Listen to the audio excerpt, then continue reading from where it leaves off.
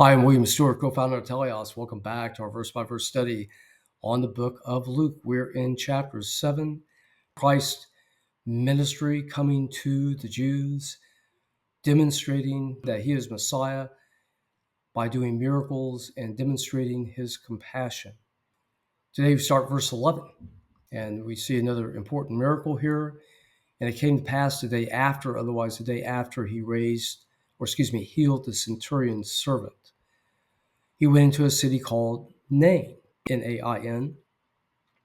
This was southeast of Nazareth, where Jesus was from, in southern Samaria, otherwise the northern kingdom, not too far north of Jerusalem. And many of his disciples went with him. I think we don't know who this is or who they are, probably the 12. And as we spoke about, there were disciples surrounding the main core of disciples.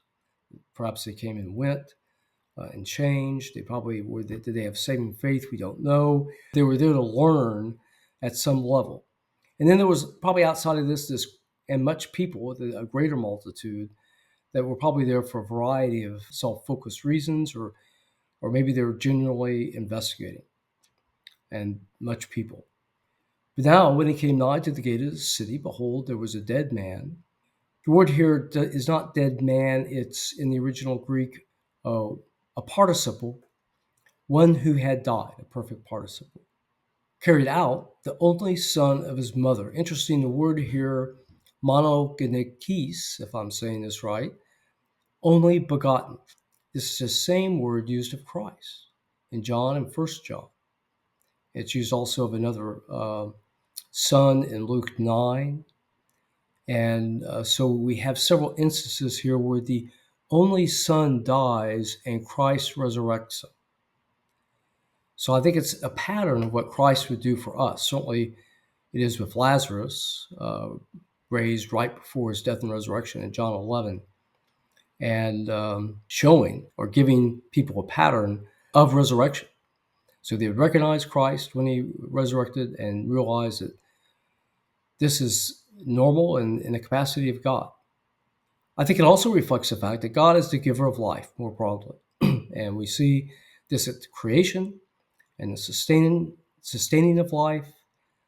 And Christ is involved in this too, from Colossians 1.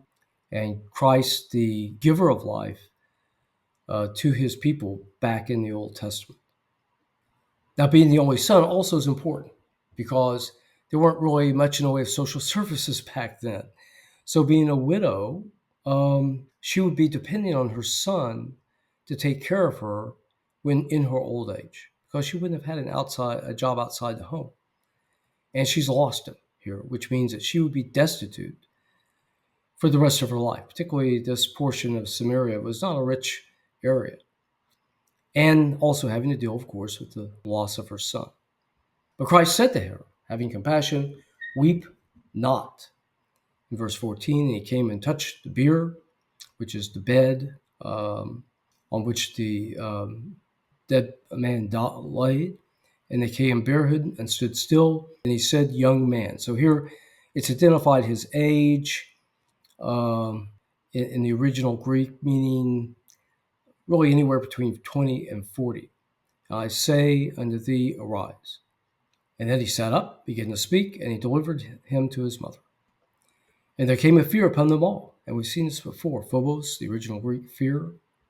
To see such a miracle caused fear of God, perhaps of his power and what he could do, and perhaps reflecting their own sin.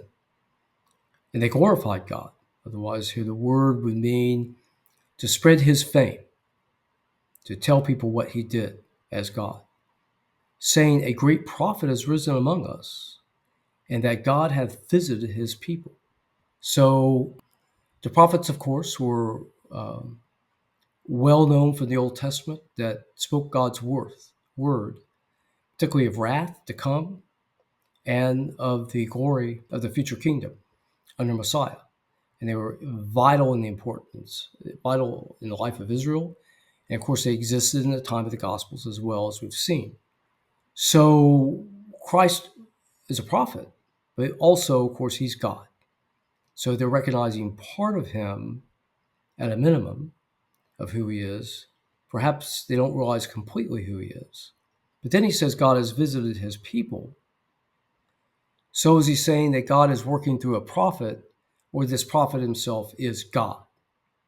Now, it seems like most commentators would say he is, they're recognizing him just as a prophet.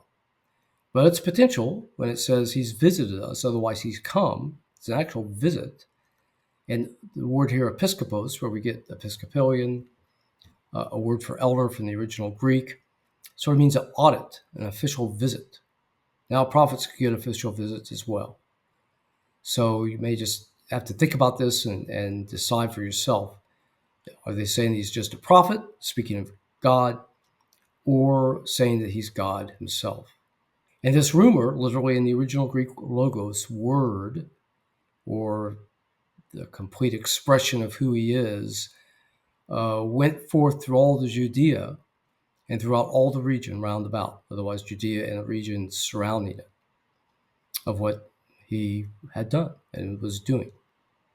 Okay, so what we've seen a resurrection from the dead, fitting the pattern of what Christ would do for himself and God in Christ in raising himself from the dead after his terrible crucifixion, and that God, the giver of life, showing mercy to this poor widow and her only son.